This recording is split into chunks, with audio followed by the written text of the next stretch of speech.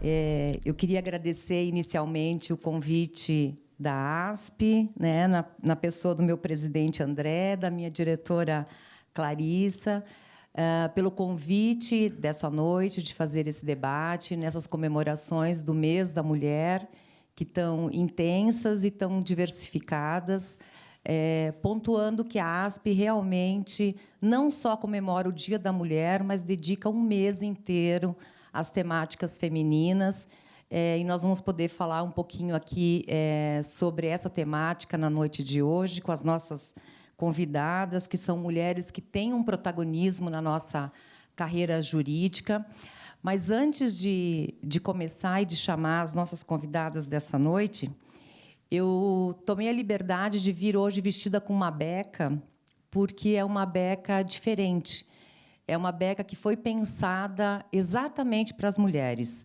Essa beca ela nasceu dentro de um coletivo de mulheres advogadas, inicialmente mulheres advogadas criminalistas, que depois abriram esse grupo para todas as advogadas que tivessem interesse em participar.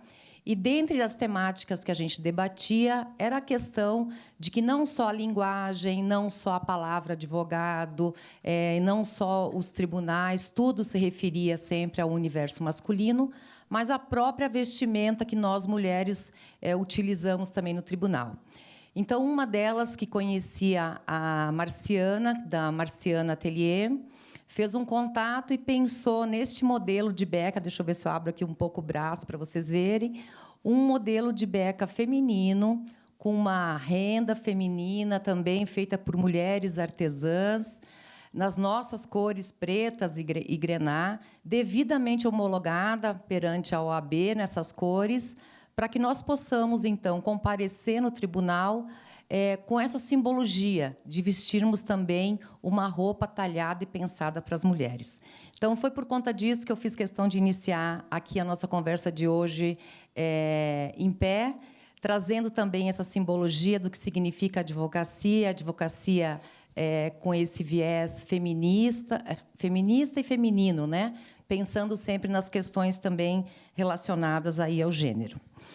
Mas, então, eu tomo aqui, agradecendo a presença das nossas convidadas de hoje. Nós temos aqui um time de ouro, né, das mulheres protagonistas no direito, cada uma delas na sua esfera de atuação. Eu peço para compor a mesa a Ana Elisa Bechara, que ela é doutora e vice-docente e a nossa vice-diretora da Faculdade de Direito aqui do Largo de São Francisco.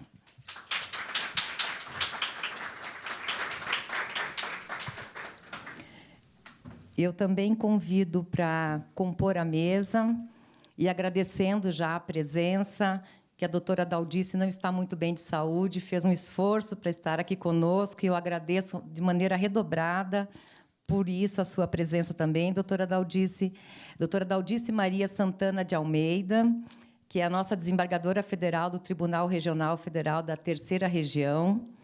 Ela que, entre outras carreiras, também foi coordenadora do Juizado Especial, coordenadora da Subsecretaria Unificada das Turmas e conselheira do Conselho Nacional de Justiça. Bem-vinda, doutora Daldice.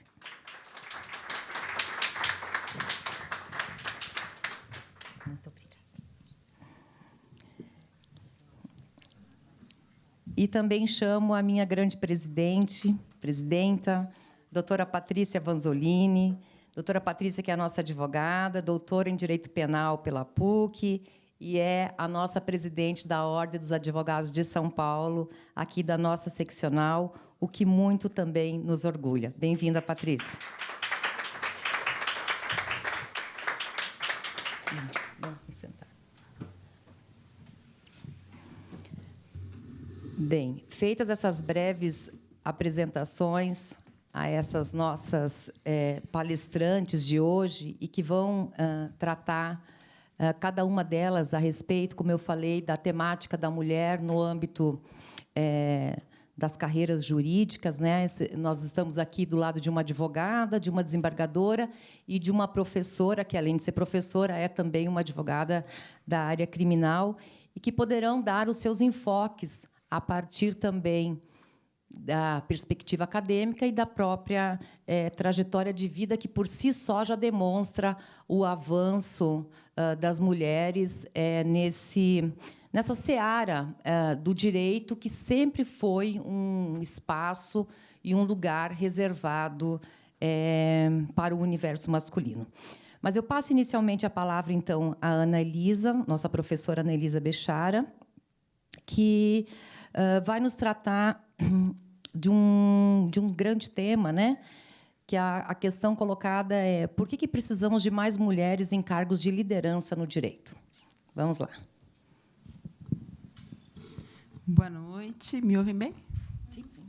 Boa noite a todas as pessoas que estão conosco, seja aqui hoje presencialmente, seja nos acompanhando online. É uma alegria imensa estar aqui nessa mesa de mulheres tão importantes, tão inspiradoras.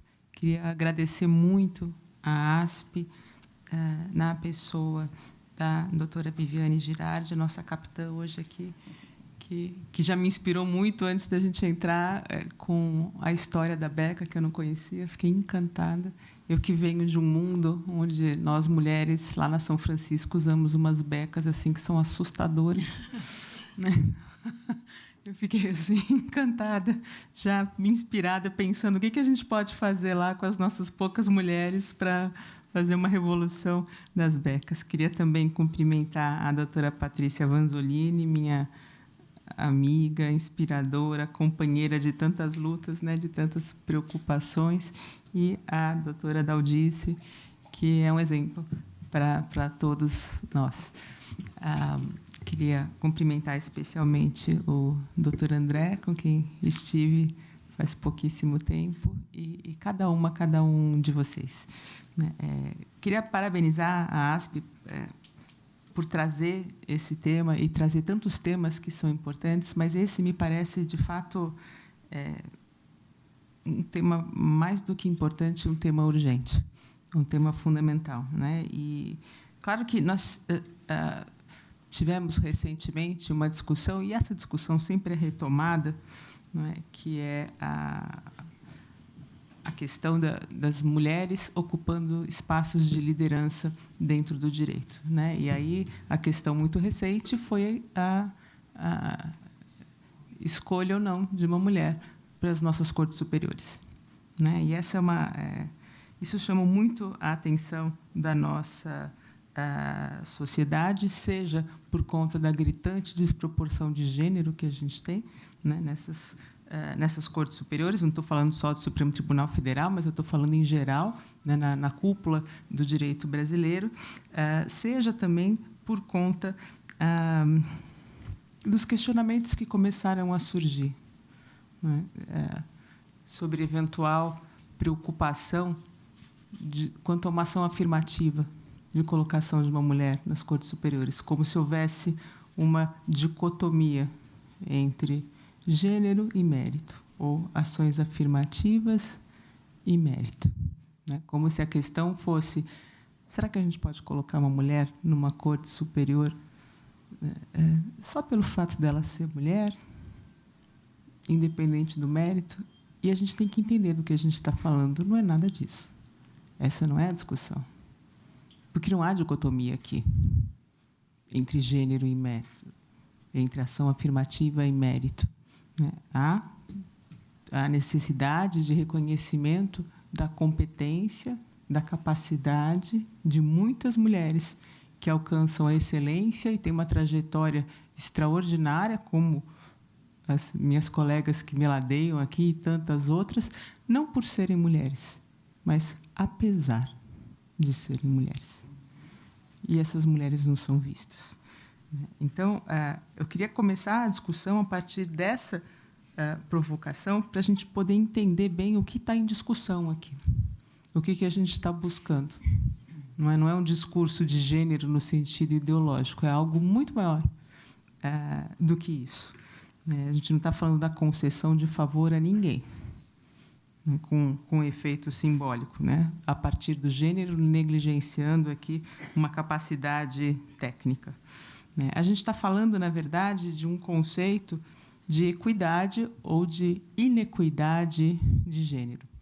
E quando a gente fala da inequidade de gênero que caracteriza a nossa sociedade, a consequência mais dramática dessa inequidade de gênero, sem dúvida nenhuma, é a violência contra a mulher, que está tão profundamente enraizada na nossa sociedade a ponto de ser naturalizada, ou, quando mais grave, a ponto de ser silenciada no âmbito doméstico, né, permanecendo oculta em grande parte dos casos.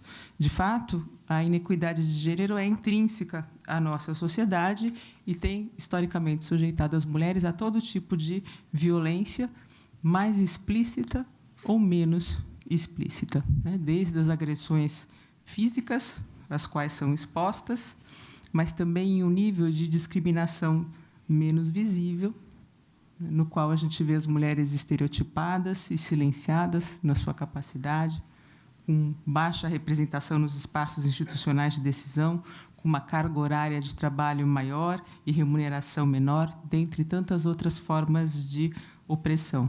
Portanto, quando a gente fala nessa inequidade que leva a uma violência, uma opressão de gênero, a gente está falando de uma opressão que tem um caráter estrutural e que atinge as mulheres de várias maneiras, conforme aí marcadores sociais de diferença que vão se intercomunicando, é o que a gente chama de interseccionalidade. Claro que a violência que sofre uma mulher branca é diferente da violência que sofre uma mulher negra, que é diferente da violência que sofre uma mulher periférica, né, ou uma mulher transexual, e por aí vai. Não é? Vejam que, quando a gente fala nessa violência ou nessa opressão estrutural, a gente costuma reconhecer, historicamente, e todos nós já estudamos história, reconhecer historicamente a Inquisição. Lembram do período da Inquisição? Lá no século XVI, XVII, a Inquisição como a grande responsável pela morte sistemática de mulheres que eram condenadas à morte pela fogueira por serem rotuladas de bruxa. Embora isso, de fato, tenha havido, na verdade, é preciso notar que o maior responsável pela condenação e pela morte de mulheres julgadas como bruxas foram os tribunais laicos europeus.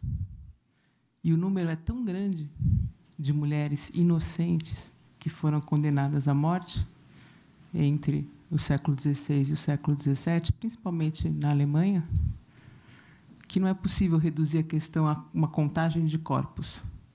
A gente está falando de um massivo feminicídio que aconteceu na nossa história, ordenado por tribunais laicos. A gente não está falando de religião, a gente está falando do direito.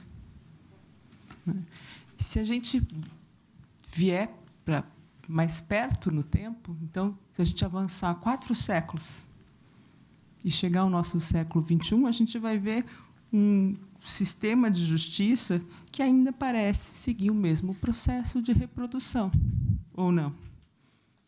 Tanto o discurso jurídico quanto os meios de operacionalidade desse discurso não são imparciais. O direito não é neutro. E a existência dessa parcialidade do direito vai resultar num tratamento, ora paternalista, de proteção não à mulher, mas ao papel social da mulher, ou um tratamento mais rígido, a depender de como essa mulher se comporta. Ou seja, se a conduta da mulher estiver de acordo com o comportamento esperado pela sociedade, o tratamento que ela recebe do direito é mais brando.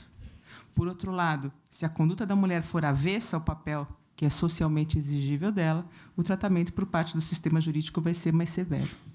Que papel social é esse que se exige da mulher? De inferioridade sexual e intelectual, de função natural de reprodução da espécie, de cuidado com os filhos. Disso decorre aquele estereótipo que tem que ser seguido pelas mulheres, sob pena de reprovação social, o estereótipo da mulher mãe, da mulher dona de casa, da mulher submissa, cabendo só ao homem o espaço público. Então, se uma mulher fala alto, Patrícia, se ela se impõe, se ela exerce liderança, ela passa a receber vários adjetivos negativos: louca, megera, mal amada, bruxa. Quem nunca aqui nessa mesa? né? Porque ela está tentando ocupar um espaço que lhe é negado. Diante dessa cultura patriarcal e machista que a gente vive, uma das grandes lutas travadas no último século pelos movimentos feministas foi a de buscar transformar a discussão, antes tomada como uma discussão privada, agora numa discussão pública, numa questão pública, né? Justamente por se entender o quanto essa inequidade de gênero afeta não só as mulheres, mas toda a sociedade da qual essas mulheres fazem parte. Por conta disso, vários países se preocuparam e têm se articulado no sentido de elaborar ou ratificar diversos documentos de garantia, de proteção dos direitos das mulheres. O Brasil é marcante em relação a isso, né? Nós temos leis que são elogiadíssimas no mundo inteiro. O maior exemplo de lei elogiadíssima é a Lei Maria da Penha, sem dúvida nenhuma. Nós temos leis mais recentes, né, como a própria Lei do Feminicídio, de 2015. E, embora eu possa reconhecer esse avanço legal, ou esses avanços legais, eu tenho que reconhecer também que o Brasil, ainda hoje, se classifica como o 5º país do mundo que mais mata as mulheres, por elas serem mulheres. Então, embora, né, eu admita a importância da Lei Maria da Penha, a Lei do Feminicídio e tantas outras, como conquistas das mulheres e da sociedade, eu questiono se as demandas das mulheres podem ser alcançadas por meio do uso prevalente do sistema de justiça criminal como resposta à violência que elas sofrem, como vem acontecendo no Brasil. E essa parece ser a nossa opção. Eu pergunto isso porque todos nós aqui conhecemos, claro, eu sou da área penal, mas não precisa ser da área penal para saber como o sistema de justiça criminal trata da mulher. Seja ela vítima de um delito, seja ela autora de um delito. Eu não vou aqui trabalhar com exemplos, mas a gente poderia mencionar rapidamente o exemplo do aborto. Os crimes sexuais, que até 2005, ou seja, até ontem, eram tidos como crimes contra os costumes e não contra a dignidade sexual da mulher. A gente tinha aquele conceito horroroso de mulher honesta. Até ontem, até 2005. Ou a gente poderia usar ainda o exemplo da mulher encarcerada. Não tem nada mais triste, né, no sistema de justiça criminal do que ver a mulher encarcerada, que sofre violências muito maiores do que o homem encarcerado, que também sofre, claro, as suas violências. A partir desses 3 exemplos, e considerando que a violência de gênero só se mantém num quadro de inequidade de gênero, a gente pode ver claramente o impacto das instituições jurídicas que vão reproduzindo e rearranjando essa hegemonia patriarcal. E, quando eu falo dessas instituições jurídicas, eu estou falando de todas elas, incluindo o próprio Poder Judiciário. Então, a gente chega a uma conclusão que é muito importante e me parece muito grave. O sexismo é constitutivo do direito, não é um mero desvio disfuncional. O direito é essencialmente sexista. Ele adota um parâmetro de indivíduo que é masculino e ele não está preparado, nem muito à vontade, para receber um modelo diverso daquele que compõe a sua estrutura. Justamente por isso, nós, mulheres, na sociedade brasileira, seguimos com a perfeita consciência de que, provavelmente, a gente não vai ser tratada com justiça na prática legal cotidiana, mesmo tendo tantas leis que protegem os nossos direitos fundamentais. Isso porque, apesar da proteção ou da positivação desses direitos e dessas garantias, a aplicação ou a concretização desses direitos e garantias envolve a linguagem. E, a partir do reconhecimento de que o direito materializa sempre um discurso de poder, a interpretação e a aplicação das normas não está imune a disputas. Disputas cujo desfecho necessariamente é condicionado pela cultura patriarcal que permeia a nossa sociedade. Nesse sentido, Franz Kafka, naquele livrinho que todo mundo leu, já dizia: ante a lei sempre existe o porteiro. E há que mudar esse quadro. Como mudar esse quadro? Há que desconstruir paradigmas. Como é que a gente faz isso? No universo do direito, embora as mulheres representem aí metade do mais de 1.200.000 inscritos na Ordem dos Advogados do Brasil, a presença delas vai diminuindo nos cargos de liderança. né? Seja em carreiras públicas, seja em carreiras privadas. E esses cargos de liderança tendem ainda a espelhar o masculino, levando a uma invisibilização de gênero, né? E a uma consideração de uma neutralidade do direito. Se a gente for falar dos nossos campos aí de atuação, para dar um exemplo triste e para fazer uma autocrítica, na Faculdade de Direito da USP, do Lago de São Francisco, as mulheres correspondem à metade do alunado, seja de graduação, seja de pós-graduação, mas as mulheres docentes na faculdade correspondem só a 15% do universo docente. Se a gente falar do topo da carreira, e a carreira acadêmica tem, né, uma hierarquia, o topo da carreira corresponde a mulheres titulares, nós somos 2 titulares para 40 homens, né, que, em pleno século XXI, revela muita coisa, né? Só para dar uma ideia do que isso revela, eu, atualmente, nesse semestre, dou aula para alunas e alunos de 2º ano. Essas alunas e alunos só têm a mim como professora em sala de aula. O resto são professores. O espaço do direito é masculino. A academia é masculina. Portanto, a gente está falando de um território de formação profissional, onde a gente está formando as pessoas que amanhã vão tomar decisões. E eu estou formando essas pessoas nesse território masculino, né, em que, desde cedo, é estabelecido aí um marcador de gênero nas relações que é muito opressivo. A gente tem até uma pesquisa muito interessante feita, foi publicada pela Unesco em 2019, cujo título é um livro que chama Um Currículo Oculto, lá na Faculdade de Direito, que trabalhou empiricamente com essas relações de gênero na convivência de alunas e alunos, que é chocante. O que a gente verificou na prática? Aquilo que a gente já intuía. As alunas entram determinadíssimas, focadíssimas, até porque passaram por um processo seletivo duro, e, aos poucos, elas vão sendo silenciadas. E vão chegando à conclusão que aquele espaço não é delas. E elas terminam o curso caladas. Isso não é justo. Mais do que isso, né? Isso é violento. Claro que, quando eu falo nessa inequidade de gênero no espaço acadêmico, eu estou falando de mais do que buscar a representatividade no sentido físico, que é fundamental, sem dúvida nenhuma. Mas eu estou falando também de mudar os paradigmas no sentido de pensar uma teoria crítica do direito. Pensar uma teoria crítica do direito a partir de bases feministas. Ah, não, professora, lá vem o discurso ideológico. Não, não é isso, não. Se eu quero ter uma sociedade mais justa e menos desigual, nas relações de gênero, inclusive, eu tenho que promover uma reflexão que me leve a questionar, ou leve todos nós a questionarmos por que o sujeito do direito é sempre um homem branco, heterossexual, com situação econômica favorável e sem nenhuma deficiência. Porque esse é o sujeito de direito que a gente estuda e que a gente aprende. Não é? E esse desenvolvimento teórico só é possível no contexto de um ensino jurídico sensível às questões de gênero. Eu não estou propondo aqui a reformulação da formação jurídica a partir de inserção nos currículos de uma disciplina sobre feminismo. Não é isso.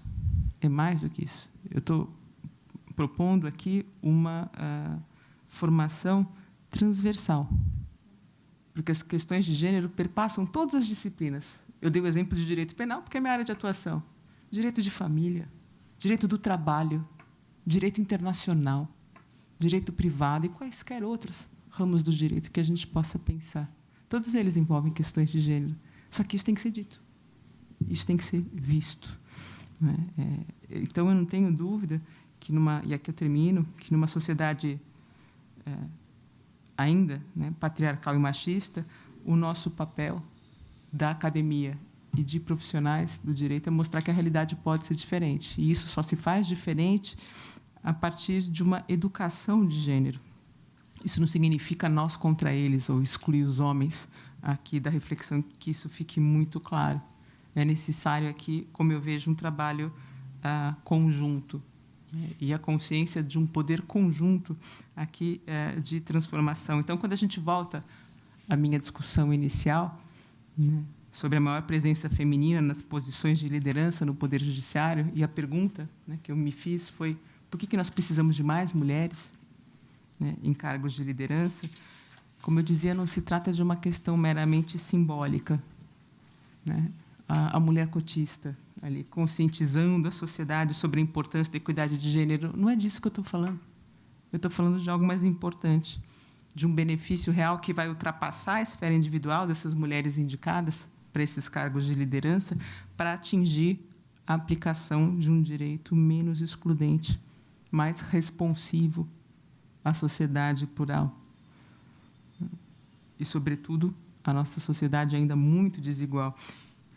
E, nesse sentido, não se trata de inserir uma mulher num cargo de liderança ou em uma corte superior, mas várias. Como já adverti, quando eu vi a sua beca, eu lembrei da juíza Ginsburg, americana famosa, né, por usar um adereço nas suas becas, bastante feminino. E uma vez um jornalista perguntou para ela, numa corte, né, em que a gente tinha 9 integrantes, perguntaram para ela, mas ela, que era uma feminista, que lutava muito pela equidade de gênero e tem uma atuação histórica nos Estados Unidos, e o jornalista perguntou para ela: quando que a senhora vai ficar feliz? Quantas mulheres a gente precisa aqui nessa corte para a senhora parar com isso e ficar feliz? Ela falou: quando a gente tiver 9. A jornalista falou: não, mas espera aí, 9 é o número de juízes da Corte Suprema. E ela falou: mas historicamente sempre houve 9 homens e ninguém se chocou. Por que você está se chocando com 9 mulheres? Né? E me parece que ela está certa. Então, sem a pretensão de desqualificar qualquer homem, né, a gente está falando aqui que a gente tem que olhar com cuidado para essa questão, né? A gente não está falando de concessão política para mulheres pelo fato delas serem mulheres, né? Pensar assim constitui mais uma forma de violência num sistema de justiça ainda caracterizado por paredes de vidro, por tetos de vidro, que inviabilizam e invisibilizam as nossas trajetórias, as nossas competências, né? E a história de mulheres que são extraordinárias. A gente tem que ocupar espaços, e isso é importante não para as mulheres individualmente, é importante para a sociedade, porque nós seguimos morrendo, nós seguimos violentadas, nós seguimos sem nenhum tipo de atenção. Eu queria agradecer a paciência de vocês e agradecer uma vez mais o convite que foi feito. Obrigada.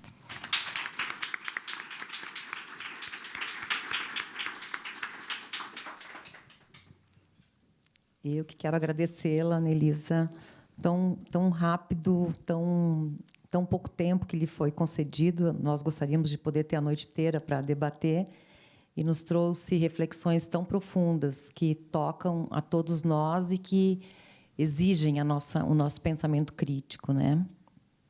Então, agradecendo a professora Anelisa, eu passo agora a palavra à nossa desembargadora, a doutora Daldice Maria Santana de Almeida, a quem eu agradeço novamente a presença, doutora Daldice, e que vai nos trazer breves considerações sobre o julgamento com perspectiva de gênero. Doutora Daldice, a senhora está com a palavra. Muito obrigada. Boa noite a todos e a todas. Eu peço desculpa e perdão, mas eu achei que não poderia deixar de vir, nem que seja para estar aqui presente e ter uma representatividade adequada. Então, eu fiz essa transgressão, que nesse momento é melhor ficar em casa, né? Mas eu achei que ligar hoje para a doutora Patrícia seria extremamente... me parecia que eu ia dar uma desculpa, né, para uma pauta tão importante. Então, eu agradeço à doutora Viviane por trazer à baila essa minha condição. Então, se eu começar a tossir aqui, eu peço qualquer uma para pegar, falar qualquer coisa, né, para dar seguimento. Que eu estou assim, então eu estou até preocupada, né? Então, eu agradeço a doutora Viviane. Ela também trouxe um esclarecimento que eu fiquei muito querendo saber da doutora Patrícia Vasolini, na última cerimônia que a gente teve junto, o significado dessa beca ou toga, né? E eu fiquei constrangida, eu não tenho essa liberdade toda para perguntar, né? Mas eu estou muito satisfeita e feliz com a ideia, porque a nossa mente, a mente humana, ela é fotográfica, né? Então, se tirar uma radiografia da minha mente hoje, como as meninas da faculdade, vai ter um extrato masculino, né? Então, o ambiente nosso é muito masculinizado, porque é coisa assim quase que sai, que é por osmose, vai. E a gente toma esse ensinamento por osmose, fora o aprendizado social, né? Então, eu agradeço a doutora Patrícia por estar nessa mesa. Eu sei que ela é extremamente, ela é e exerce o papel de mulher ocupando os seus espaços, né? E eu fico muito feliz que ela ocupou lá no Tribunal Regional Federal esse espaço. Eu tenho certeza que muitos lá estão querendo saber, e eu agora sei, eu vou falar o que significa, né? Por quê? Eu cumprimento a doutora Anelisa pela fala, né? Super qualificada, e, ao mesmo tempo, é algo que a gente vai falar a mesma coisa com perspectivas diferentes. Ela na perspectiva da academia e eu na perspectiva de uma aplicadora do direito, né? E, ao mesmo tempo, do meu espaço mesmo. Eu sei por que eu estou aqui, como eu estou aqui em São Paulo, em que condição eu estou e o que me exigem para estar onde eu estou. Tá? Eu tenho vários marcadores, evidentemente. Então, eu sou cobrada por todas as facetas sociais possíveis, né? E eu não posso deixar de agradecer a diretoria da ASP, que sempre me coloca nessas pautas aqui. Não, eu acho isso significativo, eu agradeço, eu me sinto responsável por representar. Então, eu faço na pessoa da doutora Patrícia, que sempre me inclui, né? E eu sei que eu tenho uma responsabilidade, né, para falar nessa posição em que eu estou. É muito importante e é difícil a mulher ocupar espaço de poder ou de liderança. Eu falo de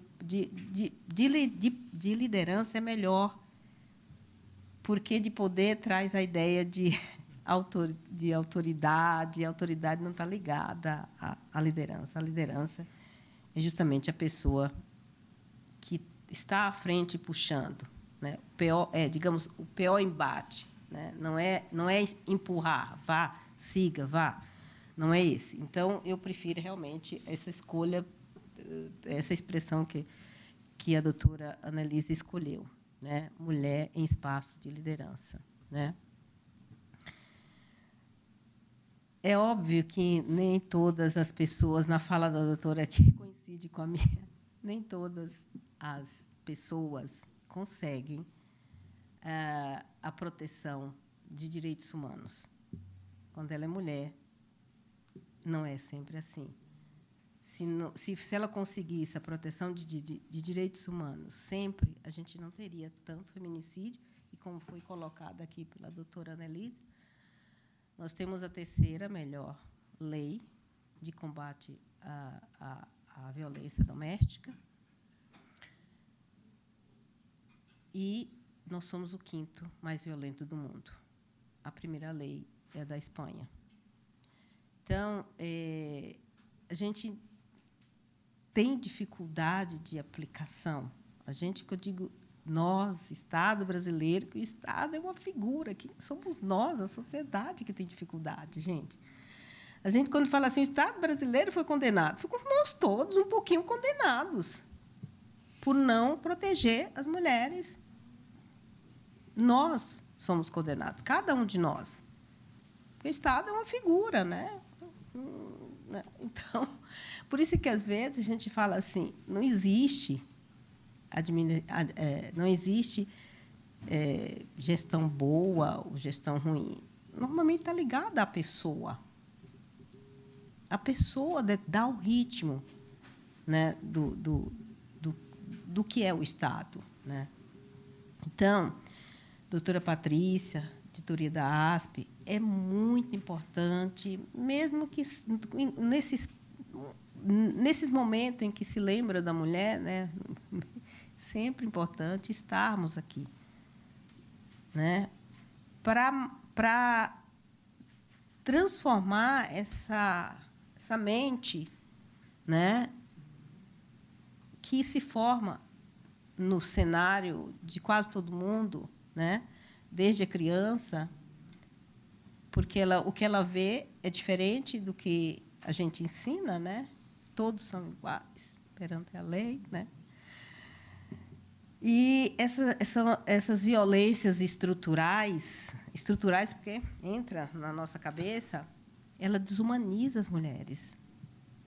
Os corpos das mulheres tornam-se descartáveis.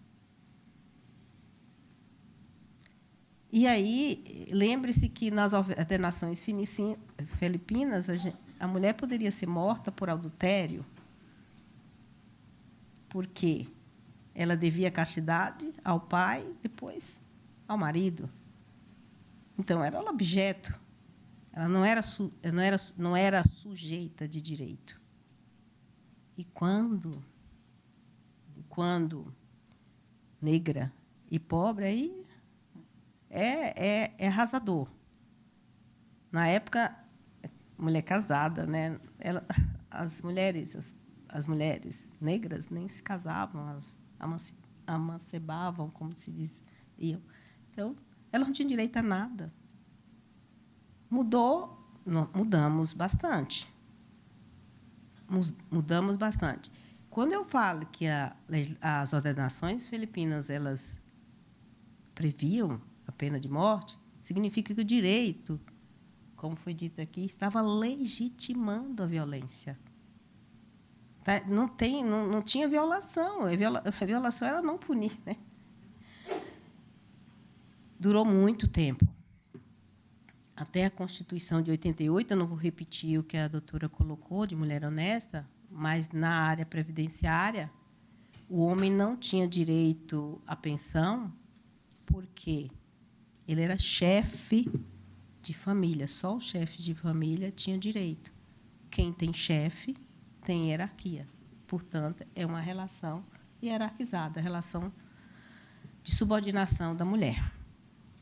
Então, os filhos também, né, mulher e filho, estavam sob o poder do chefe de família. Então, mais uma vez, a lei naturalizava, a lei colocava a mulher nessa situação. 88 veio a Constituição tendo como fundamento a cidadania e a dignidade como fundamento do Estado, que tinha como objetivo uma sociedade justa, fraterna, solidária e sem preconceitos. Então, para alguns segmentos da sociedade, a Constituição ainda é um projeto. Um dia, pode ser que ela valha na sua intenção. Eu vi uma outra expressão, que é a promessa da Constituição. É uma promessa de igualdade no futuro, né? Mas a Constituição realmente veio e aí precisou uma condenação internacional para o Brasil editar a Lei Maria da Penha e assim sucessivamente e tal, né? Então, você vê, a Constituição que foi inspirada na Carta das Nações, na Declaração de Direitos Direitos Humanos, não pegou. Aí vem a lei, parece que tem que tornar muito minudente as nossas obrigações. A doutora colocou aqui que a questão do ambiente, do sistema de justiça ser muito masculino, branco, hétero. a Corte Interamericana. É isso aí. Né? Mas não é para desanimar, não. Teve muito avanço. Teve muito avanço. Estar aqui falando sobre isso, nossa senhora, assim, de cara limpa, é muito bom. É promissor. Não, talvez não nos atinja, né? Mas veio a história do plantador de tâmara, quando foi indagado, né? Todo mundo conhece, então não vou falar, mas que indagado se por que plantar tâmara se não vai colher, porque ela demora muito para dar. Claro que hoje o trabalho genético deve estar acelerando, mas vale o provérbio: se eu não plantar, ninguém vai colher. Então, então é importante comentar e falar. Então teve todas essas leis, e no âmbito do CNJ, onde eu passei, quando eu cheguei em 2015, a Lei Maria da Penha ainda estava cambaleando, porque ela foi atacada, ela não foi aplicada, ela teve que sofrer, ela apanhou muito, né? Até o Supremo veio dizer é válida, tá? É para aplicar. Então, só tinha, basicamente, uma legislação. Eu estou dizendo isso para chegar onde chegou hoje. Tinha uma resolução que criava as coordenações, só, sem muito detalhe, só cria. E aí, quando eu fui reunir, que eu era, depois da corregedora, ministra Nancy, eu era a única conselheira mulher. Tá? Então, a pauta para você. Essa pauta é sua. Tá? Isso. Então, eu sou da área federal. Né? Isso não exclui, quando foi dito, todas as áreas são, mas eu não aplicava tão diretamente no caso do combate à violência doméstica. Então, eu reuni todas as mulheres que tratavam disso e começamos a trabalhar sobre um normativo que viesse a tratar disso com mais clareza, né? Eu me lembro que a gente colocou até normas de duvidosa constitucionalidade, mas como a Constituição não né? Como, por exemplo, destinar orçamento, né? A gente não pode fazer isso por resolução, mas os tribunais precisavam indicar o que ele está aplicando para combate à violência doméstica, o orçamento para isso, porque as coordenações ficavam sem nada. Não podia fazer capacitação, por exemplo, né? As equipes multidisciplinares, que são importantíssimas. Não é só a Lei Maria da Penha só tem 4 dispositivos punitivos, o resto tudo é assistencial. Né? Ela não tem caráter punitivo como regra. Né? Então, tem que ter a equipe multidisciplinar, assistencial. Então, criamos, foi editado inicialmente uma portaria, e aí veio a resolução. A resolução veio no contexto da 255, que era conferir espaço às mulheres em bancas, em cenários que o tribunal sempre tem, bancas de concurso e tal, mesmo de palestras, né? Mas, assim, mais ou menos observado, né? Mais ou menos. Não tem muita mulher. Desculpa se a mulher eu convidei, mas não está disponível, né? Então, tá. Se eu não. Tá. Fica à vontade. Então, nós tivemos essa 255, que ela foi um embrião. Eu me lembro que a ministra Carmen Lúcia já estava, né? Nós tivemos que reunir cada uma e ir atrás daqueles conselheiros mais próximos para a gente conseguir a aprovação de 3 resoluções, a 254, 255 e a outra, que eu não me lembro, acho que é 256, das mulheres presas, com filhos ou grávidas. Então, assim, era um combo mulher. Aí, essa 255, um colega falou assim, daqui a um dia a gente vai ter mais mulheres no judiciário. ou mais mulheres, como vocês estão querendo, para fazer essa solução. Eu falei, quando chegar lá, a gente pensa. Eu não fui tão quanto a Kingsborough. Mas é sempre assim, gente. Sempre tem aquela pergunta, aquela abordagem que é como se fôssemos, como se fosse virar o jogo, né? E não chegar um pouco perto, né? Hoje a gente tem a população brasileira, acho que a maioria, 51%, né? Mas a gente não tem isso no Poder Judiciário. Alguns nós temos, outros não. Então, aí veio o protocolo, a recomendação. É tudo devagarinho para chegar lá. A recomendação é 128 para recomendar o julgamento com perspectiva de gênero. Nesse meio de caminho, veio a condenação, ou um pouquinho antes, a condenação do Brasil, naquele caso, Márcia Barbosa, né? Que é a Corte Interamericana de Direitos Humanos. É importante todos nós lermos aquele julgamento. Ele angustia, assim, a gente fica se imaginando a menina que passou pelo crime, a família, os anos, 1998, 2007 foi levado, 2007 a 2019 a Corte Interamericana levou esse tempo todo também. E focou só no gênero, mas ela era negra e pobre. Eles não enfrentaram essa questão, a transversalidade, não enfrentaram. Então, assim, aí eu tenho esperança que um dia enfrente, mas eu gostaria que não houvesse outra morte nessas condições, nesse nível de punição. O agressor não foi punido, ele morreu antes. E foi homenageado, mesmo não sendo deputado.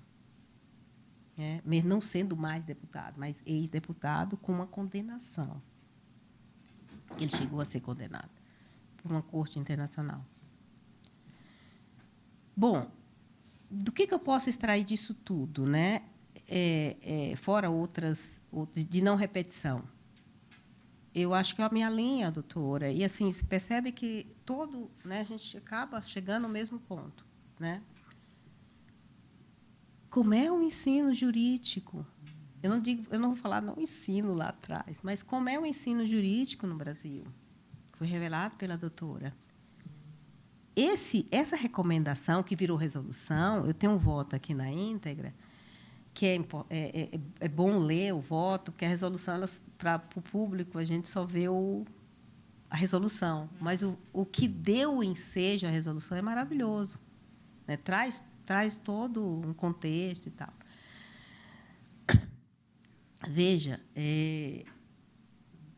eu sou juíza, mas eu passei por onde? Por uma faculdade. A preocupação tem sido com o Poder Judiciário com devido cuidado mesmo, porque, afinal de contas, quem dirige o processo, quem conduz os atos são os juízes. Ele tem um poder de polícia para CCA. Mas, gente, um advogado que apela para as condições da vítima para defender o seu cliente também precisa ser adequadamente bem informado. O juiz pode coibir, mas quem emitiu a sentença, entre aspas, de defesa, também é o advogado. E aí fica o juiz naquela posição, às vezes, que pode até parecer que está sendo suspeito, ou mesmo com um julgamento tendencioso, como pode ser alegado em recurso. Mas, se todos nós respeitássemos, né, os direitos humanos da vítima, né, a obrigação aqui seria mais dirigida a que ele controle seus preconceitos. Porque tem juízes que têm preconceitos. Mas é na hora de emitir, ele não revela. É lá dentro, no silogismo, na construção, na vontade, né? Na elaboração de sua... Ai, meu Deus, fui eu. Na elaboração... Caiu o copo, acho que na minha fala o copo conseguiu falar, se manifestar.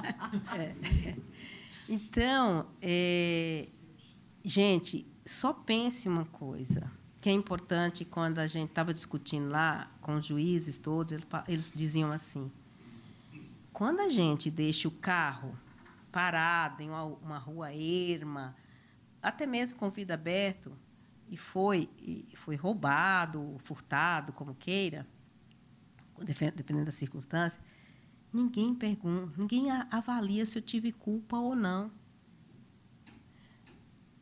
Ninguém avalia isso. Mas quando a mulher que é a ofendida, né, que teve o seu bem, às vezes a vida, a liberdade cerceada, é a roupa, é a atividade sexual dela, vem tudo à tona, né? E aí tem um terreno fértil. Qual é o terreno fértil? O promotor, que precisa ser capacitado, né? Os investigadores, né? Porque a condenação, ela apontou, foi na investigação, em todas as etapas, para isso. Então, o judiciário deve seguir a liderança.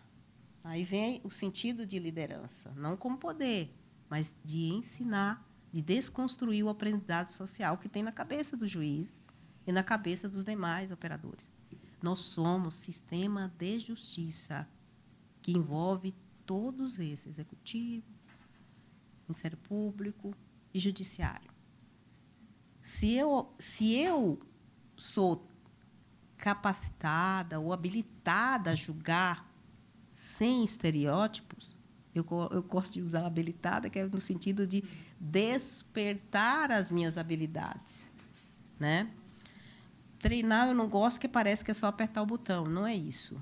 Eu tenho que, diante daquela dificuldade, eu ter habilidade para desconstruir, para afastar alguma abordagem que seja que lance mão de estereótipos, de preconceitos. Então, só para concluir e para deixar a reflexão, eu cito aqui qual é a preocupação do Poder Judiciário. A equidade de gênero é um grande desafio para o Poder Judiciário, que, pela sua natureza, atua de duas formas: no âmbito interno, composição e tratamento em determinadas situações. Agora nós já estamos com a situação mais ou menos. As gestões a partir de 1º de março. Convocou um juiz auxiliar, uma juíza auxiliar. Nomeou para cargo de confiança um homem, outra mulher.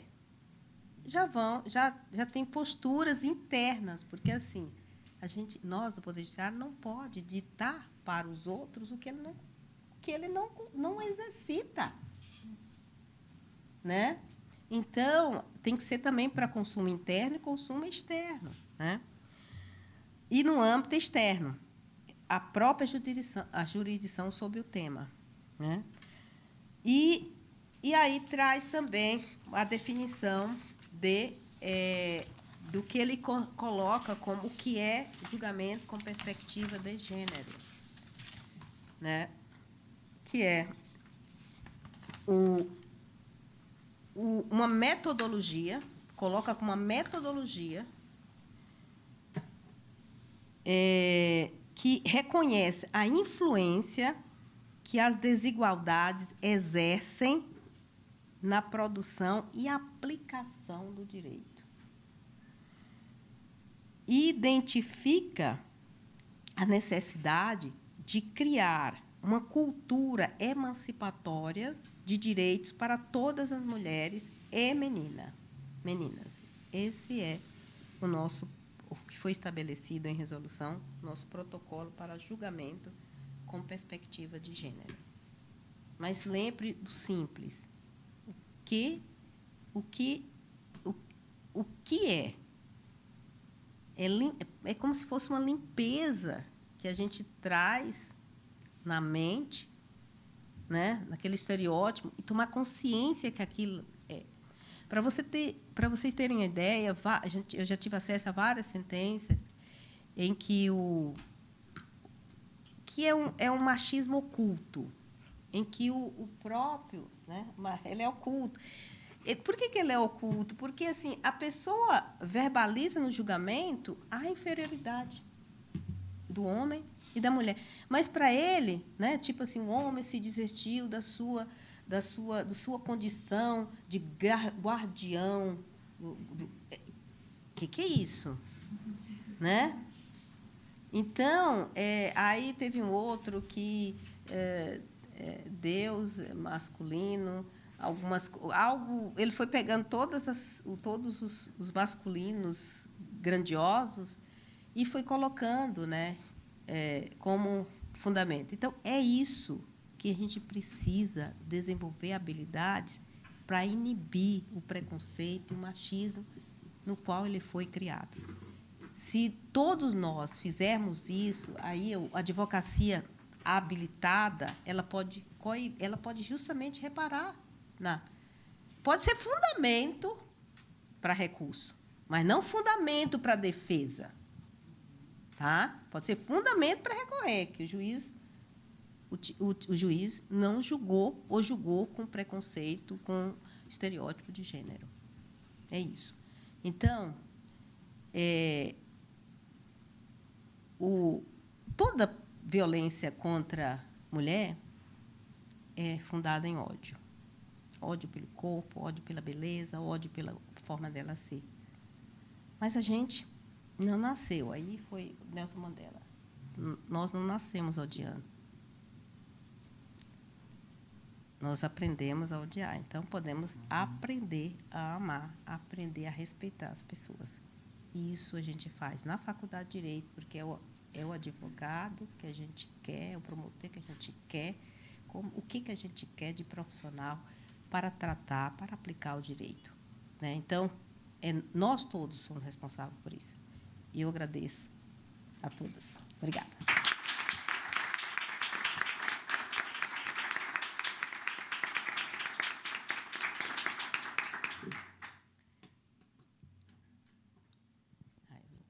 Muito obrigada, doutora Daldice. Obrigada pela sua fala, obrigada por nos trazer à memória essas questões importantes de que nós também avançamos por conta das pressões internacionais, né? Me parece que o Brasil precisa sempre desse puxão de orelha, né? O Brasil, como a senhora se referiu, nós todos, na verdade, que somos nós a nação. E muito obrigada de novo por a senhora se dispor com a sua dificuldade de saúde, né? Que a gente espera que não seja nada além de um resfriado, em estar aqui conosco e poder nos brindar com a sua fala. E enquanto a doutora Neilisa e a doutora Daldice falavam muito sobre a questão do ensino brasileiro e dessa formatação ou dessa formação que a gente já vem recebendo, né? Eu sempre penso na categoria de sujeito de direito, né? Quando a gente fala na categoria de sujeito de direito, automaticamente na nossa cabeça vem o sujeito masculino, vem o pai de família, vem o dono da fábrica, né? Vem o homem que contrata. É sempre um imaginário masculino que percorre a simbologia ou as nossas figuras de direito. E é preciso que a gente traga esse sujeito de direito abstrato, né, criado numa formalidade, para uma realidade que trate dos sujeitos que estão sendo colocados no contexto social, né? E o que as mulheres, né, na perspectiva de gênero, querem é isso: é poder sentar, é poder fazer parte, é poder estar nesse imaginário que, quando nós pensemos na categoria do direito, né, do sujeito de direito, e pensemos em toda em todo esse discurso que trata da questão do direito e da justiça, que as mulheres sejam pensadas sob a perspectiva feminina e não sob a perspectiva daquilo que falaram que seria o lugar das mulheres ou as funções das mulheres. Quer a gente pense no direito penal que foi tratado aqui, quer a gente pense, por exemplo, na família, que são duas relações muito próximas, né, a todos nós. A mulher sempre o seu corpo é ditado por um discurso masculino, então ela deve ter um comportamento determinado, não pode ser um comportamento que ela elege para ser, como ela se expressa, mas é um comportamento que se espera dela, e também na família. Ou ela é a mãe que se espera que ela seja, ou é a esposa que se espera que ela seja, ou é a filha que se espera que ela seja. E sempre isso foi trazido e foi dado não por uma legião de mulheres que se reuniram um dia e decidiram, mas certamente pela formação do patriarcado na nossa cultura, que parece que faz esse tricô entre patriarcado e violência, né?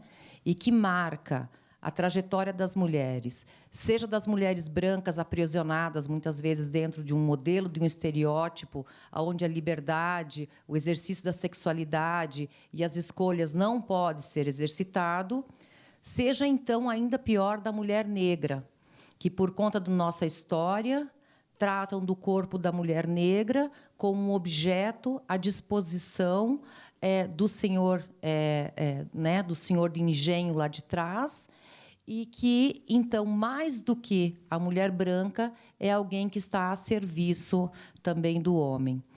Então, essas nuances que marcam a nossa cultura e que, naturalmente, são um discurso que se projeta dentro do direito, é que nós precisamos, no nosso dia a dia, ficar atentos, porque eles se refletem, como a doutora Daldice e como a professora Annelise nos falaram, na nossa forma de expressar, na forma que o juiz vai julgar, na linguagem que o advogado também vai utilizar, né? Então, se há uma carga excessiva em cima do comportamento da vítima, é porque nós temos ainda no nosso imaginário um modelo de mulher e da forma como ela deve se comportar.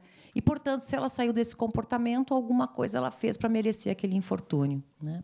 Então, descortinar, eu acho que esses vieses de um preconceito que é muito mais difícil do que aquele preconceito expresso e ostensivo, é o exercício que a gente tem que fazer no nosso cotidiano. E é para isso também que esse painel aqui de hoje se propõe para esse debate, para que a gente esteja também sempre alerta a esses vieses invisíveis. Mas, para finalizar a nossa noite, nós temos aqui a nossa Patrícia Vanzolini, que, assim como a doutora Daldice, que, se não me engano, a doutora Daldice é baiana, da faculdade da Universidade da Bahia, e uma mulher que também rompeu barreiras.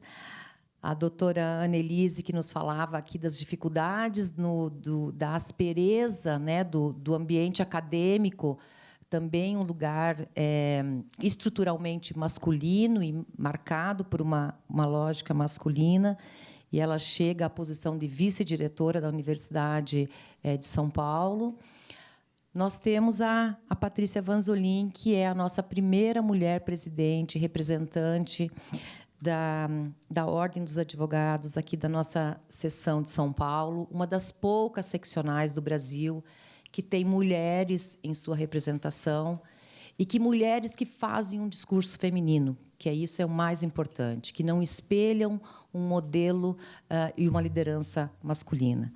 E, por isso, eu me sinto extremamente representada pela Patrícia e por tudo que ela fez e faz por nós, mulheres, e passo a ela a palavra, com muito orgulho, para ela nos falar sobre lawfare de gênero e os desafios da mulher advogada.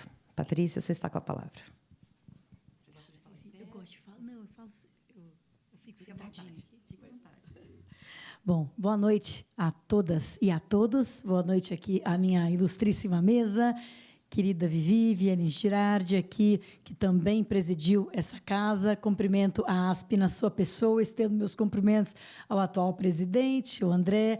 Anelisa Bechara, tenho uma imensa admiração por você, que não é decorrente do fato de você ser mulher, mas do fato de você ser uma mulher potente, inteligente, lúcida e brilhante, como você aqui revelou. Doutora Daldice, prazer aqui estar mais próxima. A próxima vez que quiser saber da Beca, pode perguntar, porque não há nenhuma barreira entre nós e não deve haver. Eu também tenho grande admiração pela sua trajetória e essa explicação muito interessante a respeito dos bastidores, né? Porque quando a gente vê a obra pronta, a gente acha que foi fácil, né? Mas dos bastidores desse protocolo, que ainda tem muito a ser aplicado e a render, muitos frutos a render. E eu acho que as nossas falas aqui, embora não estivessem combinadas, acabaram casando muito bem. Porque a Anelisa, ela falou da questão da liderança feminina num aspecto geral, mas com um foco muito especial e acho que muito importante na questão acadêmica, né? Eu acho assim, a sua perspectiva, esses números que você trouxe, a sua vivência pessoal nisso é realmente assustador. E esse retrato que você fez, a mim partiu meu coração, né, das meninas aí entrando no vestibular da universidade, na Largo de São Francisco, das mais concorridas do Brasil, cheias de sonhos, irem ali, de alguma forma, murchando ao longo dos anos, realmente.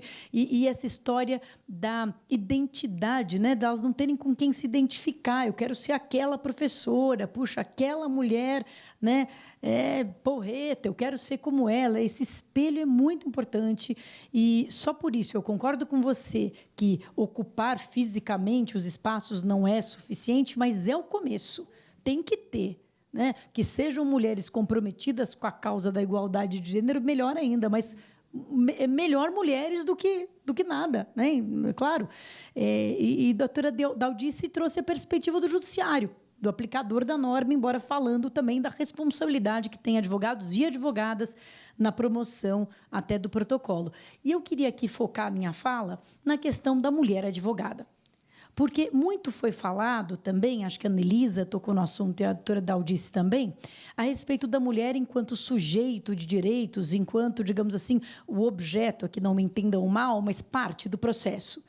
A mulher que sofreu violência, ou a mulher que tem ali uma causa de família. Mas eu quero falar das dificuldades e da violência sofrida pelas mulheres quando advogam.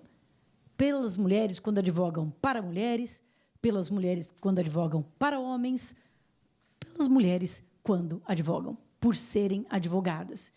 E eu me sinto muito mal, Anelisa, porque do mesmo jeito que você se entristece de ver a luz ali, né, fenecendo nos olhos das suas alunas, eu também me entristeço de ver mulheres advogadas passando por uma tal sorte de problemas, violência e constrangimento que faz com que delas desistam da profissão, dando origem a esse índice que você falou. As mulheres são a maioria da base e depois elas vão rareando, não apenas na hierarquia, como no tempo.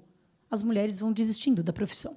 Não apenas elas não vão subindo, elas vão saindo, elas vão sendo expulsas pela maternidade, pela falta de estrutura e pela toda sorte, enfim, de violência em sentido amplo que elas sofrem. E, nesse sentido, eu queria fazer menção, aqui não vou poder trabalhar ponto por ponto, claro, mas há uma pesquisa que nós lançamos na OAB São Paulo, uma pesquisa que foi produzida por 3 pesquisadoras, pela professora Soraya da Rosa Mendes. Eu acho importante dizer os nomes, porque uma das formas de invisibilização das mulheres na vida acadêmica é não dar os devidos créditos aos seus trabalhos, à sua produção científica. Então, a Soraya da Rosa Mendes, Elaine Cristina Pimentel Costa, Isadora Dourado Rocha.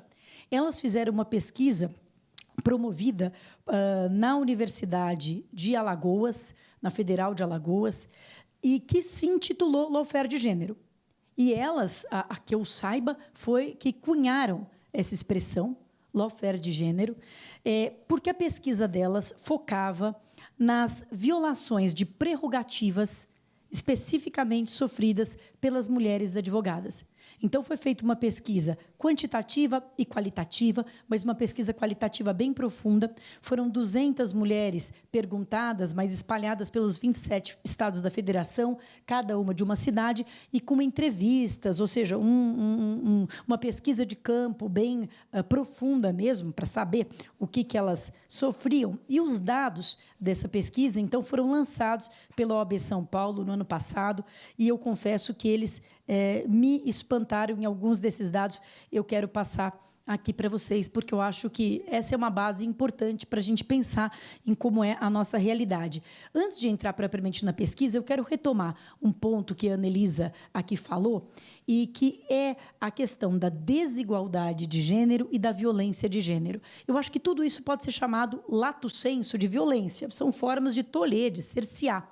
Mas eu acho que há uma certa diferença entre o que a gente pode chamar de desigualdade e o que a gente pode chamar de violência. Então, se uma mulher tem que dar conta de uma tripla jornada de trabalho, não pode se dedicar integralmente à sua tese de doutorado, tem que ficar com filhos e etc., algumas pessoas não chamariam isso de violência, mas isso é estruturalmente uma desigualdade tal que afasta as mulheres, então, da ascensão, do sucesso profissional, inclusive acadêmico, que ficou, né, Anelisa, bem visível na pandemia. Na pandemia, os índices de produção científica dos homens dispararam, porque o home office, né, mais tempo para escrever, para pesquisar e para se dedicar, e a produção científica das mulheres despencou. Nesse momento, aquele apoio que as mulheres brancas de classe média têm para ter algum tipo de protagonismo profissional e que é dado às custas das mulheres negras de baixa renda foi retirado, e então aquela incumbência do cuidado com a prole voltou todo para essas mulheres, e então se viu a produção científica delas despencar. Eu acho que no direito também é possível separar o que nós sofremos como mulheres advogadas nessas duas frentes. Uma coisa é um ambiente jurídico que, de fato, não está preparado e nem quer, nem parece muito interessado em nos acolher. Eu, recentemente, estava dando uma palestra com uma das presidentes de seccional, a Daniela Borges, presidente da Bahia, e ela estava me contando quando ela teve o primeiro filho, e aí logo voltou, ali, inclusive, era uma questão ali dentro do Conselho Federal, ela era conselheira, e ela voltou para uma reunião importante do Conselho, e não havia nenhum local privativo em que ela pudesse amamentar o filho dela. Então, para ela, era uma escolha.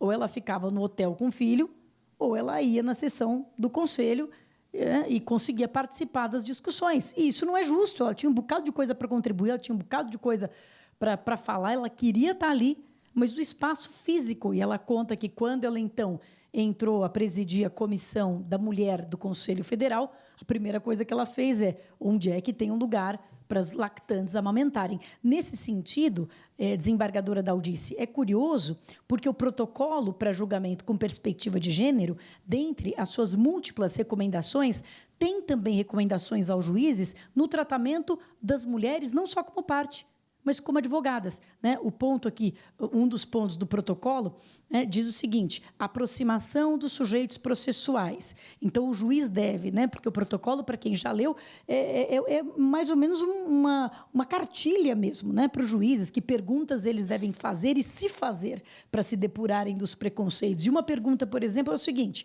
alguma das pessoas presentes na audiência é lactante? Um juiz, para aplicar perspectiva de gênero, tem que entrar numa audiência pensando nisso. Porque 50% da advocacia hoje pode dar à luz. Né, são pessoas, advogados do sexo feminino, portanto, menstruam, portanto, dão à luz, portanto, são lactantes em determinada fase da vida. É algo que o juiz tem que ter em consideração, inclusive com as mulheres advogadas. Então, acho que, em primeiro lugar, é preciso que nós insistamos e que nós cooperemos para uma legislação que entenda isso, né? A Anelisa falou da questão carcerária, da questão penitenciária, tem um livro famoso, né? Presos que menstruam. É isso. São advogados que menstruam também. 50% dos advogados é assim. Dá à luz, fica grávido, né, em determinada fase da vida, ou pode ficar. Isso precisa ser levado em consideração né, na hora de você construir. Não é à toa que a nossa atual ministra do STJ, uma ministra que, né, muito nos orgulha, deu a origem, com a sua própria dor pessoal, a uma lei chamada Lei Júlia Matos. Né? Eu estou falando da Daniela Teixeira, que sofreu na vida dela uma situação em que ela ficou ali horas para fazer uma sustentação oral e estava prestes a saiu da sustentação e não lhe foi dado direito de preferência. E ela ficou ali horas e horas e horas esperando. Quando saiu, inclusive, foi direto para o hospital e deu à luz a sua filha. Né? Não é possível. Mas, puxa vida, ela só, por ser mulher, vai ter preferência? Sim, porque as mulheres têm uma condição física e fisiológica especial. E, como a gente falou, as mulheres hoje são 50% da advocacia. É preciso que o ambiente jurídico esteja preparado para nós, compreenda as nossas peculiaridades. Recentemente ficou também famoso um caso no TRT, se não me engano, não lembro qual foi o TRT, do 8ª Região, né? No qual exatamente, uma advogada também tinha acabado de dar à luz e não foi concedido um adiamento do julgamento. E uma coisa que a gente também tem agora se batido bastante no judiciário, doutora Daldice, é essa ideia de que, porque ali não se sabe o que é pior, se foi a decisão ou se foi a fala do desembargador, que foi de uma agressividade, de uma insensibilidade que violentou a todas nós. Porque, puxa vida, ela não está doente e tem outras pessoas atuando no caso. Como se, né, essa história, que é uma coisa que a gente também precisa modular e estamos tentando no âmbito do Conselho Federal e também da seccional, essa história de quando há mais de um advogado na procuração, não se concede um adiamento de um ato, por exemplo, em razão de uma condição feminina como essa, mas... E eu que sou advogada criminalista, mas sei que em outros ramos do direito é da mesma forma, o cliente, muitas vezes, tem a confiança em você. É você que estudou aquele processo, é você que se preparou para aquela sustentação. O desembargador ali, ele se pronuncia como se fôssemos todos fungíveis, plenamente substituíveis ali de inopino na hora. Né? Então, em primeiro lugar, eu acho que é preciso que a gente conheça e exija do nosso sistema de justiça um respeito e um aprimoramento, que nós aprimoremos e exijamos do nosso judiciário um respeito intransigente, porque não são concessões, são formas de permitir que a gente atue com liberdade e faça aquilo que a gente sabe, que a gente gosta e que a gente estudou tanto para fazer. Eu acho que é só isso que nós queremos. Eu, como advogada militante, apaixonada pelo que eu faço, só o que eu faço, eu quero fazer isso. A atividade da advocacia é uma atividade estressante, é uma atividade de conflito, é uma atividade de responsabilidade, é uma atividade que você está ali com o direito do outro nas suas mãos. Nós, mulheres, temos plena capacidade de exercê-la. Nós só queremos ter liberdade para fazer isso, do mesmo jeito que os homens. Então, uma das coisas que tolhe a nossa liberdade é isso. É um sistema de justiça que eu creio que não está preparado minimamente para nos receber e para nos acolher. Então, esse é um primeiro foco que eu estou chamando de desigualdade de gênero. O segundo foco é propriamente a violência de gênero. O segundo foco é realmente uma mulher que é desmerecida, que é injuriada, que é assediada sexualmente no seu exercício profissional.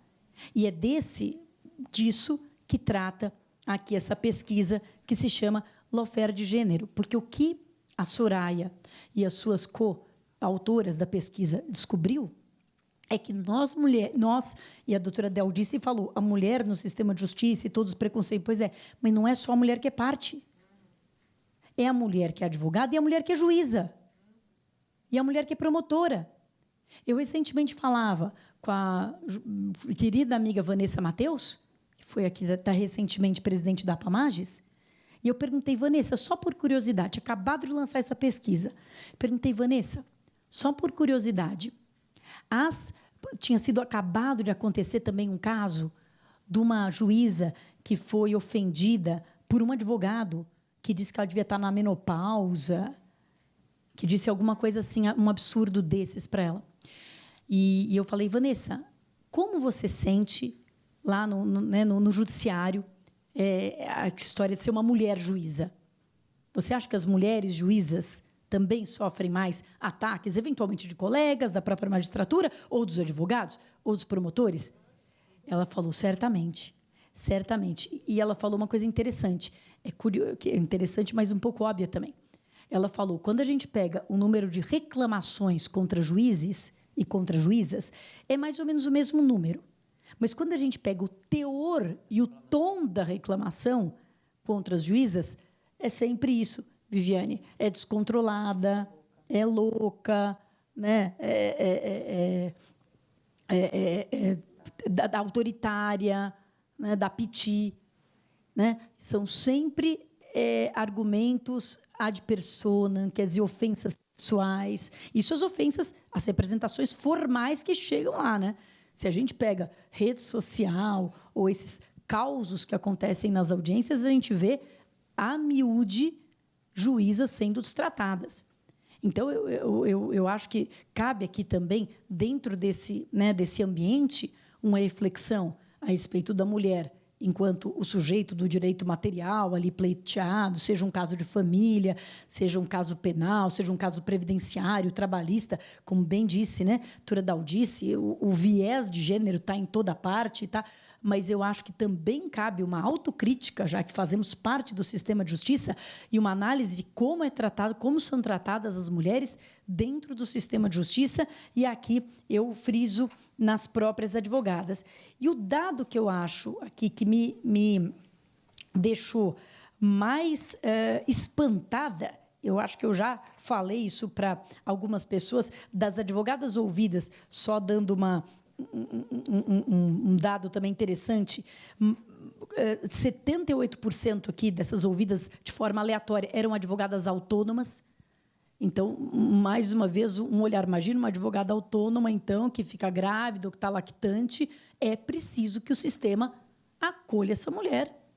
É preciso que o sistema entenda que, sim, que essa advogada vai ter suspensão de prazo, sim. E que isso não é favor.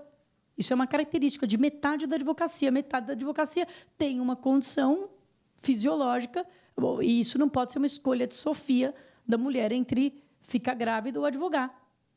Muitas vezes, como autônoma, como única provedora, inclusive, do seu lar, da sua casa. Né? Mas o dado que me deixou realmente, e os depoimentos são muito chocantes, é que, das 190 respostas recebidas, 80% já declararam ter sofrido alguma violência de gênero no curso de processo judicial ou de seu patrocínio. 96% acredita que se deu em razão do gênero e que isso não aconteceria se ela não fosse mulher. E o dado, para mim, mais triste. De todas essas, a maior quantidade de violações, aqui havia as seguintes alternativas. Magistrado, de onde vem a violação? De onde vem a ofensa? Magistrado, promotor de justiça, advogado, integrante da defensoria, outra parte ou do próprio cliente. E 64% vem do advogado. Ou seja, doutora Daldice, quando a senhora fala que a gente precisa educar, inclusive, os advogados a respeitarem a sua colega. Não é nem respeitar, não é apenas respeitar a parte, é respeitar a sua colega. Né? As advogadas que mais sofrem são as advogadas criminalistas e as advogadas de direito de família. E as advogadas, um grupo especialmente sofredor, são as advogadas que tratam de casos de violência doméstica. Até porque a gente vê um fenômeno que eu já sofri na pele, já vivi situações tensas nesse sentido, de ser advogada de mulheres, de mulher vítima de violência doméstica e de ser ameaçada, não pelo advogado, mas pela parte contrária. A sua advogada vai ver, prometi aqui a contar um bocado de podres da minha vida lá no Mackenzie. Graças a Deus não tem muitos podres na minha vida, mas ele me escrevia e-mails dizendo: vou acabar com a vida dela, contar um bocado de coisas íntimas dela lá para as alunas dela no Mackenzie. Graças a Deus a minha barra aqui está limpa. Então eu falei: tá bom, pode contar, e depois processei ele. Mas, enfim, é uma coisa louca em quem advoga para mulheres em caso de violência doméstica, é que muitas vezes essa violência sofrida pela parte se derrama sobre a advogada, né? A confusão entre advogado e cliente. E uma mulher que advoga para homens que são acusados de violência doméstica sofre outro tipo de violência, outro tipo de incompreensão e outro tipo de cerceamento que os homens não sofrem, né? No julgamento do caso do George Floyd, aquele julgamento famoso, uma das instruções ao júri, né? Vocês sabem que no júri norte-americano o juiz começa com as jury instructions.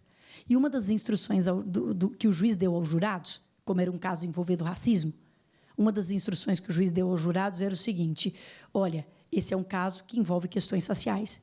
Se você suspeitar que está sendo influenciado por preconceitos, digamos, íntimos seus, faça um exercício e troque a raça das pessoas envolvidas. E avalie se a sua reação até emocional seria a mesma. Então, acho que o convite que fica é o mesmo. Troque o gênero ali dos advogados envolvidos no processo e veja se a reação seria a mesma. E os relatos aqui das mulheres são relatos que vão dando conta que muitas mulheres desenvolvem uma série de distúrbios psicológicos, psiquiátricos, por força da violência sofrida no exercício da profissão, e muitas, inclusive, pensam de forma cotidiana em desistir da profissão, ou desistir daquele ramo do direito, desistir da advocacia criminal, desistir da advocacia de família, por conta do tipo de violência que sofrem, né? Então, a minha fala aqui é para alertar para esse fenômeno da violência contra as mulheres advogadas, contra todos os atores ali dentro do direito, mas aqui especialmente puxando, né, para a minha história, o preconceito, a violência contra as mulheres advogadas, que vai desde isso, de uma cantada na delegacia do "você é muito nova, muito bonita", para ser criminalista, o que você está fazendo aqui, até você é burra, até te ridicularizar, até escrever ali numa petição que não sabe nada, que é mentirosa, e daí toda a ordem daqueles preconceitos misóginos, né, que a Annelisa aqui falou e que vão se acumulando no nosso inconsciente. Quem que é a mulher, né? A serpente, é mentirosa, é ardilosa, é a bruxa, assim o é a mulher advogada. Ela também é mentirosa, também é bruxa, é ardilosa, é pouco confiável, pouco leal. Então, é preciso tomar uma atenção muito especial a esse tipo de violência que nós sofremos e construir mecanismos para combater. Esses mecanismos, eu acho que vão desde um despertar interno, né, essa depuração que a doutora Daldice falou, até psicanalítica, né, da gente acordar para os nossos próprios preconceitos, e todas as vezes que nós próprios somos vítimas dele, eu não tenho dúvida de que todos aqui são machistas, não há dúvida nenhuma, e racistas, porque vivemos assim milenarmente. Então, dizer que a gente ia tirar isso, né, porque nos anos 70... as mulheres, né, foram à luta, não é uma besteira, né? Nós todos somos muito embebidos dessa cultura patriarcal, então é preciso nos vigiar para não reproduzir esse tipo de comportamento e fortalecer mecanismos institucionais. Eu sei que a denúncia da violência é algo muito difícil, muito custoso, até porque muitas vezes não se tem fé nas instituições. É o que acontecia no próprio judiciário. Por que as mulheres não denunciavam? Porque elas não achavam que ninguém ia acreditar nelas, ou que aquilo ia dar em alguma coisa, e aquilo ia tudo acabar em pizza. Por isso, doutora Daldice, sempre que eu vou fazer palestra sobre Lei Maria da Penha, e daí tem alguém que vem com esse discurso assim, meio derrotista, mas é tudo muito ruim, a lei não funciona, eu ali subo nas tamancas e falo, funciona sim. Mas somos o 5º país. Tá bom, mas podíamos ser o primeiro. Somos o 5º país graças à Lei Maria da Penha, que alguma coisa sim está funcionando. Pelo amor de Deus, a falta de fé no funcionamento das instituições é o caminho certo aí para tudo e para a água e para o brejo. Tem que acreditar. Tem que pedir a medida protetiva, tem que acreditar que funciona, porque funciona. E, da mesma forma, há denúncia de casos de violência a advogadas no exercício da profissão. Então, eu vou pedir aqui licença para Vivi e vou fazer um pequeno merchan aqui do bem, merchan do bem da OAB São Paulo, mas dizer que a gente criou, nessa gestão, um canal de denúncia contra assédio sexual ou moral, e assédio moral aqui em sentido bastante amplo, né? Estou usando essa terminologia não no sentido legal restrito do crime de assédio sexual do Código Penal, mas formas de assédio sexual ou moral contra mulheres advogadas ou estagiárias pode ser denunciado hoje num canal privativo, sigiloso da OAB São Paulo. Então, aproveito esse espaço aqui, esse público altamente qualificado da ASP, para fazer essa menção, para fazer essa propaganda, né, que, na verdade, é um convite para que cada uma que já sofreu caso, né, de violência dentro, claro que você pode fazer o caminho normal, acionar a nossa comissão de prerrogativas, nós temos a vice-presidência de prerrogativas da mulher, né, nós criamos isso também na gestão, uma vice-presidência absolutamente focada em prerrogativa da mulher. A mulher, por exemplo, a gente tem um bocado de casos de mulheres que vão entrar no presídio, e aí o ar do sutiã apita, né, uma arma perigosíssima que tem sido responsável por inúmeras fugas em presídio aí de segurança máxima, é tudo aro de sutiã que eles estão usando, não sei se vocês estão notando, né, o pessoal vai fugindo. Então, aro de sutiã é uma coisa perigosíssima, isso é um caso recorrente, né, das nossas prerrogativas. Se o assediador for um advogado, a partir desse ano também houve uma mudança muito importante no nosso Estatuto da Advocacia, aí, né, mérito aí do nosso Conselho Federal, mas também tem um dedinho de São Paulo, porque o relator da proposição de alteração da lei do Estatuto da Advocacia foi o nosso conselheiro federal, Carlos Cagé, né? Foi ele que foi o relator, ninguém conhece, né? Foi o Cagé, e passou a ser infração ética o assédio sexual, moral e discriminação. Isso foi um grande avanço, porque não era. E aí, Anelisa, que como eu é criminalista e direito administrativo sancionador tem que seguir os mesmos preceitos de legalidade e taxatividade, tinha um grande problema, porque o advogado que assediava, né, estagiária e advogada, não cometia infração ética. Aí a gente tentava se enquadrar, encaixar ali no nosso código de conduta, mas também não era muito e não dava sanção nenhuma. Hoje dá sanção, inclusive, de expulsão dos quadros da ordem, dependendo da gravidade. Então, existe acionar prerrogativas, existe denúncia feita, representação feita ao TED, e existe o canal de denúncia. O canal de denúncia, apenas para explicar, ele não é um canal punitivo, né? Ele é um canal para receber a denúncia e para ajudar essa mulher a pensar no que fazer, inclusive para ela entender o que ela pode fazer, né? Então, é um canal, a mulher ela pode fazer essa denúncia, inclusive de forma anônima ou restrita. Anônima, ninguém vai sequer saber quem ela é. Restrita, só o canal saberá. Nem eu sei as denúncias, porque o canal é terceirizado. Nós contratamos uma empresa terceirizada, com absoluta credibilidade do mercado, até para isso não ficar uma coisa interna corporis, porque, eventualmente, a pessoa pode querer denunciar alguém da própria ordem, por óbvio, né, da própria entidade. Ela tem que ter absoluta liberdade, que não vai haver retaliação, que não vai haver perseguição, que não vai haver engavetamento. Então, abre-se esse chamado e aí essa mulher é atendida por uma psicóloga e por uma advogada que vão orientá-la, inclusive, do que fazer. Quer denunciar o TED, quer ir à delegacia de polícia, não quer fazer nada, acha que não quer fazer nada, porque isso também é um direito que ela tem, né? Mas ela, no mínimo, ela tem que estampar aquele tabu.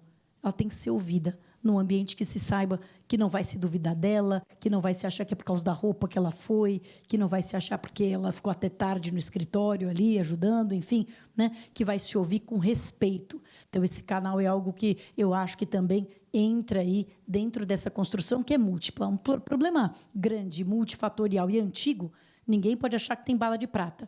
O que nós podemos saber é o esforço contínuo e comprometimento dos cargos de liderança. E, por isso, é importante ter mulheres em cargos de liderança, né? Não que os homens, cadê André, não possam promover esse tipo de ação. Mas eu vou dizer uma coisa, e eu dei até uma entrevista recentemente, eu vejo a diferença de... como eu posso dizer, muitos homens são absolutamente comprometidos com tudo isso que a gente está falando, tenho certeza que o presidente André também, mas tem uma diferença de urgência. Para as mulheres, isso é uma pauta para hoje, e não pode esperar, e é prioridade. Às vezes eu vejo meus colegas falando, mas vocês falam muito disso. Eu falo, pois é, mas nós sofremos muito disso. Isso não é assim, numa lista. Isso é central. Isso é a gente conseguir levantar de manhã e ter vontade de advogar, ter vontade de ir para o escritório, ter vontade de fazer o que a gente sabe. Isso é muito na nossa pele, né? Por isso que isso vira uma coisa muito urgente, né? Numa gestão que eu acho que tem uma forte influência de cabeças femininas ali pensantes. Então, é um conjunto de esforços e eu acho que a gente vai, pouco a pouco, conseguindo desconstruir essa realidade e fazendo um ambiente mais seguro, mais saudável, mais feliz para as mulheres advogadas. Gente, é isso. Obrigada a todos. Obrigada pela paciência.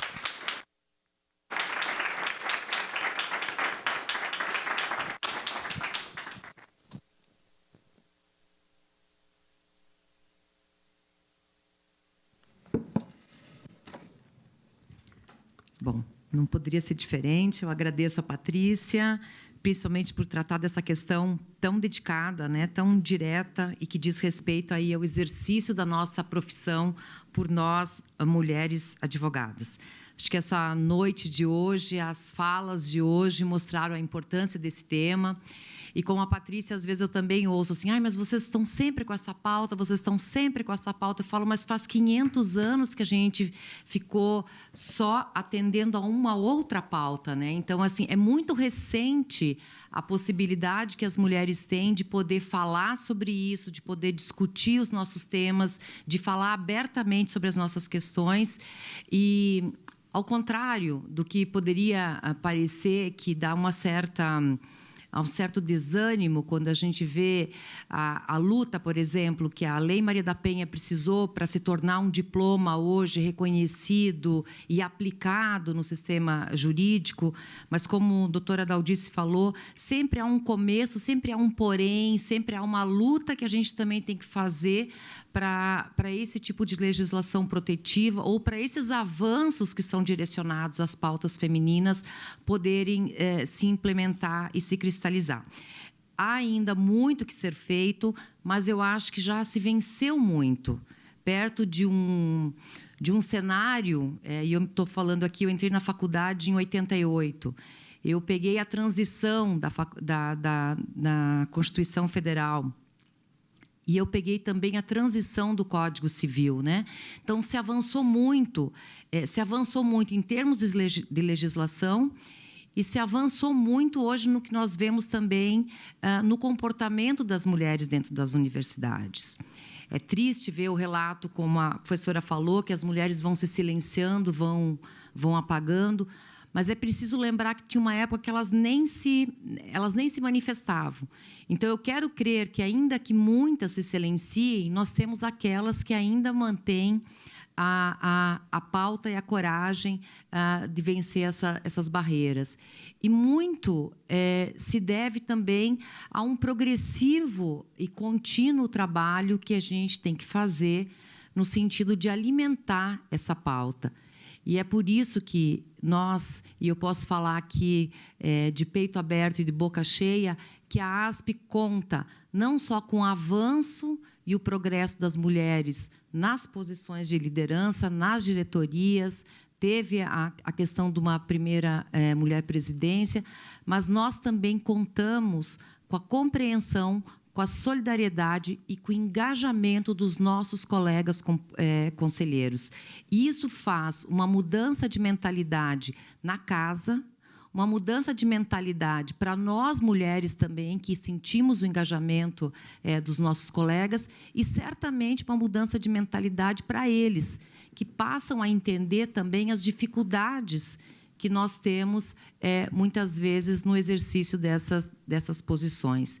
E isso tudo, no meu ponto de vista, reverbera não só, e aqui todas as professoras falaram sobre isso, não só sobre o avanço do direito das mulheres, mas um avanço no nosso processo civilizatório, na nossa pauta como nação, no nosso engrandecimento. Eu sempre penso que, quando a gente fala da mãe lactante, né, da mulher lactante ou da mulher gestante, nós precisamos pensar também que essa mulher está numa condição de gestante, está numa condição de lactante, mas o cuidado que a sociedade tem, o comprometimento que a sociedade tem, é também com a criança lá na ponta, né? Então, eu tenho uma mulher que pode exercer sua profissão porque ela pode fazer a escolha de ser profissional e de ser mãe também. Então, no fim e ao cabo, quem ganha é um comprometimento que nós temos com as futuras gerações também. E com essa noção de que o trabalho compartilhado, não só no ambiente profissional, mas ele se volta também para aquela nossa briga histórica, que é a divisão e a concepção de que os filhos pertencem tanto à mãe quanto ao pai, né? Então, a gente falava aqui outro dia sobre a questão da licença maternidade, da necessidade dessa licença maternidade vir em igualdade. É um pouco isso. A partir do momento que nós tivermos as pautas públicas, entendendo também que os filhos não são um cuidado, uma função exclusivamente ou majoritariamente da mulher, e sim do pai e da mãe, ou daqueles que decidem ter, né, decidem ter os filhos, nós vamos poder também ter esse compartilhamento também na esfera, não só privada, mas também na esfera pública e no exercício das profissões. Eu espero que um dia, como a ministra, nossa primeira ministra do Supremo Tribunal Federal, Ellen Grace, chegou na Suprema Corte e não existiam banheiros femininos, e hoje, graças a Deus, nós temos, acredito que em todos os tribunais, nós também possamos chegar em todos os tribunais e termos os ambientes propícios para as mulheres lactantes e que possam, assim, exercer tranquilamente a profissão da advocacia junto com a maternidade. Bom, essas eram algumas pinceladas que nós temos aqui. Eu só queria... se eu conseguir dar conta nesse aparelhinho aqui. Só queria ler... pedir ajuda da Nádia aqui, ou das meninas. O comentário de duas... fechou, mas eu não sei onde que abre aqui.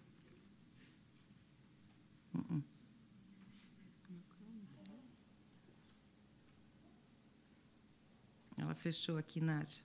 Queria só ler o comentário de duas...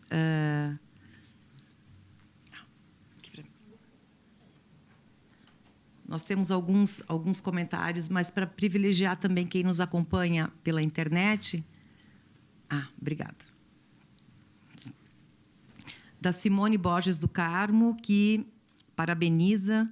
Parabéns pela exposição e ideias. É pura verdade. Em crimes sexuais, os homens protegem o criminoso, desde a PM, o Ministério Público, o advogado e, por fim, o juiz que não consegue condenar e fazer justiça. O comentário também da Karina Bruniera, que ela se diz muito honrada, maravilhada e cheia de esperança ao ouvir essas mulheres falando sobre nós. Muito obrigada. Enfim, nós temos aqui outros demais comentários da Simone Toneleto Leval e também um participante anônimo aqui, tecendo alguns comentários sobre os temas que nós tratamos aqui na noite de hoje. E eu quero, mais uma vez, agradecer àqueles que nos acompanham à distância e também a todos vocês que estiveram aqui conosco nessa noite para marcar esse mês que está recheado de temas nessa programação que a ASP fez e dedicou a nós, mulheres. É preciso ainda se falar muito sobre isso. E o Mês da Mulher é um chamado para a gente debater e fazer esses debates críticos. Muito obrigada.